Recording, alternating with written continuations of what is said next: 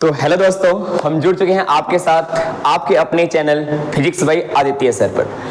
तो आज हम एक नए टॉपिक का डिस्कशन करने वाले हैं। आप लोग टॉपिक देख पा रहे होंगे, हालांकि थंबनेल भी लगा होगा ऊपर, कूलाम के नियम का सदिश रूप। अभी देखिए, ऐसा टॉपिक है जिसमें कहीं ना कहीं वेक्टर का यूज होता है। तो अगर थोड़ा सा वेक्टर का बैकग्राउंड आपका ठीक ठाक है तो ये बहुत अच्छी बात है, अगर नहीं भी है तो कोई बात नहीं, हम आपके साथ हैं, सारी समस्याओं का समाधान किया जाएगा मिल करके। तो अब देखिए, ये जो टॉपिक है ये बोर्ड एग्जाम के लिए बहुत ही इंपॉर्टेंट है और ये अक्सर एग्जाम में आता रहता है, तो क्यों ना इसे आज हम लोग निपटाते हैं। तो अब देखिए, अभी कूलाम के नियम का सदिश रूप, तो इसमें आपको एक टॉपिक आना चाहिए वेक्टर का, कि अगर कोई भी वेक्टर है, सपोज इसे हम वेक्टर ए मान लेते हैं, अगर इस वेक्टर का हम यूनिट वेक्टर निकालना चाहें तो किसी भी वेक्टर का यूनिट वेक्टर निकालने के लिए हम उसी वेक्टर के मैग्नीट्यूड से उसी वेक्टर में डिवाइड करते हैं। मींस अगर हम मान लें कि सपोज ये वेक्टर ए है, अगर इसका हमें यूनिट वेक्टर निकालना है, यूनिट वेक्टर मींस इकाई सदिश, तो किसी भी सदिश का इकाई सदिश निकालने के लिए हम उसी सदिश में उसी सदिश के परिमाण से भाग करते हैं।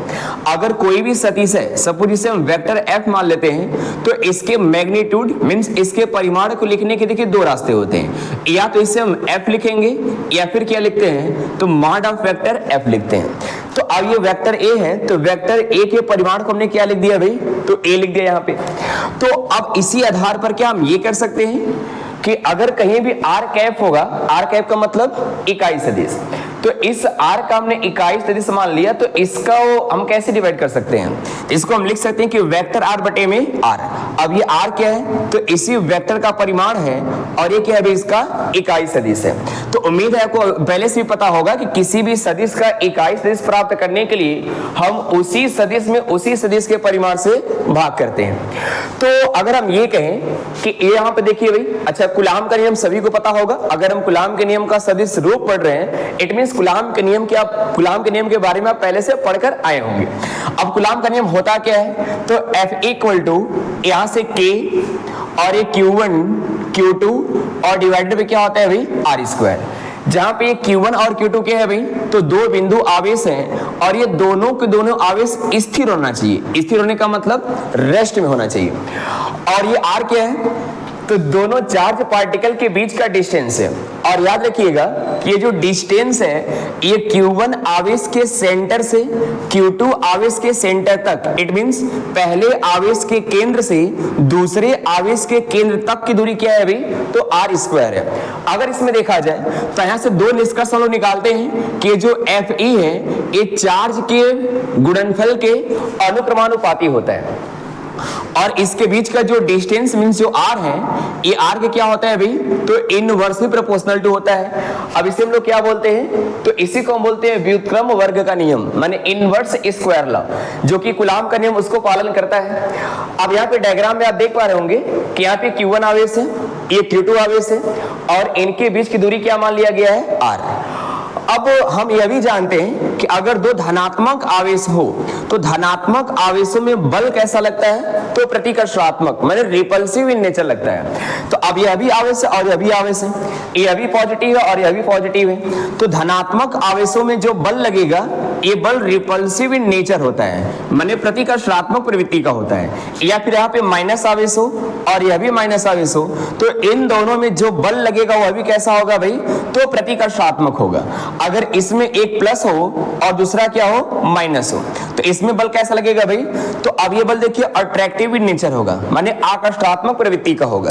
तो उम्मीद है कि आप लोग को पहले से पता भी होगा कि सजातीय आवेशों में बल कैसा लगता है, प्रतिकर्षणात्मक, अगर विजातीय आवेश होगा तो बल कैसा होगा, आकर्षणात्मक। तो आप देख पा रहे हैं यहाँ पे Q1 आवेश है और ये Q2 आवेश है, इनके बीच का डिस्टेंस क्या मान लिया गया है, r।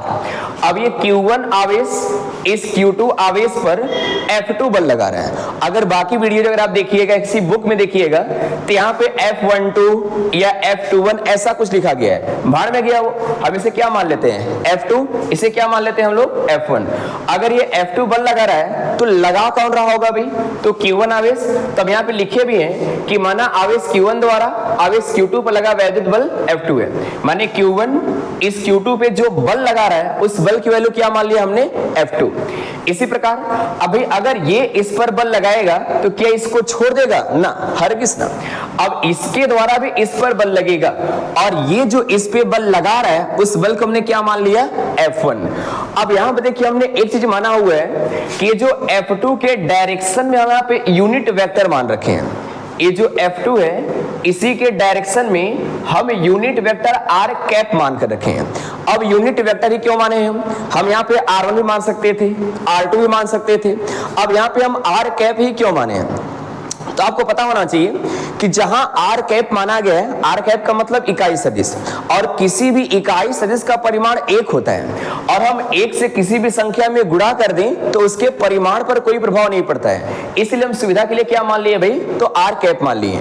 r कैप के आसमान इससे फायदा क्या होगा, तो इससे फायदा ये होगा कि हम सदिश की दिशा दर्शा लेंगे लेकिन उसके परिमाण पर कोई प्रभाव नहीं पड़ेगा। एक पॉइंट और आपको पता होना चाहिए कि जैसे यहां पर वेक्टर a हमने लिखा हुआ है और ये वेक्टर b है, अगर ये दोनों आपस में बराबर हैं इसका मतलब ये हुआ कि इन दोनों का परिमाण भी आपस में बराबर होगा और इनके तीर की लंबाई भी आपस में बराबर होगी और साथ ही साथ इनका डायरेक्शन एक ही डायरेक्शन में होगा। अब एक ही डायरेक्शन का मतलब जैसे इससे अगर हमने वेक्टर a मान लिया और इसे हम वेक्टर b मान ले तो इन दोनों का डायरेक्शन एक ही दिशा में है।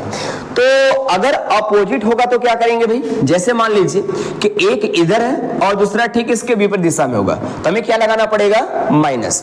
और माइनस लगाने का मतलब ये है कि ये जो वेक्टर है वो दोनों एक दूसरे के ठीक विपरीत दिशा में है।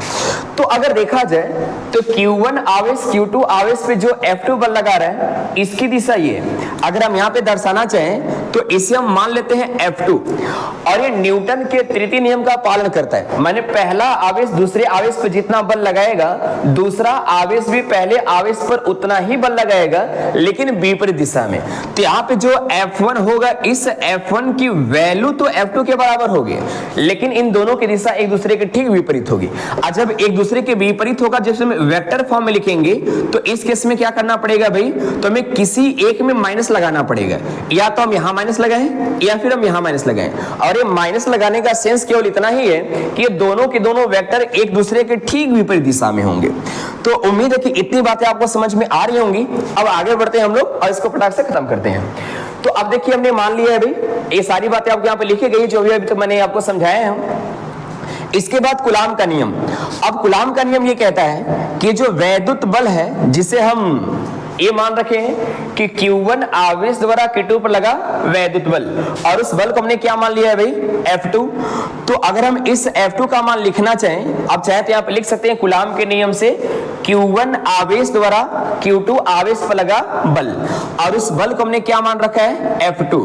तो F2 बराबर क्या मिलेगा, K आवेश का मान Q1 दूसरे आवेश का मान Q2 और बटे में इनके बीच की दूरी का स्क्वायर और इसको हम लोग क्या मान रखे हैं भाई, तो माने R मान रखे हैं। अब इसके बाद देखा जाए तो ये इस F2 का परिमाण लिखा गया है। तो यह भी क्या है, परिमाण है।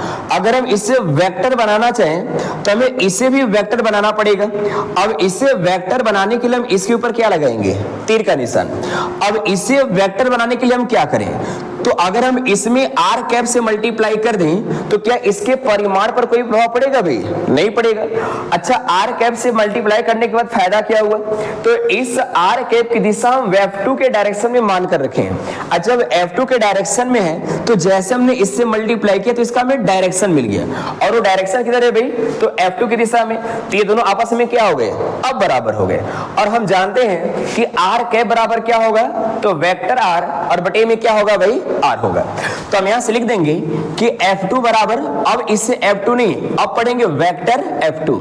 तो वेक्टर F2 बराबर K आवेश, मैंने पहला आवेश Q1 दूसरा आवेश Q2 और बटे में इनकी बीच की दूरी का स्क्वायर।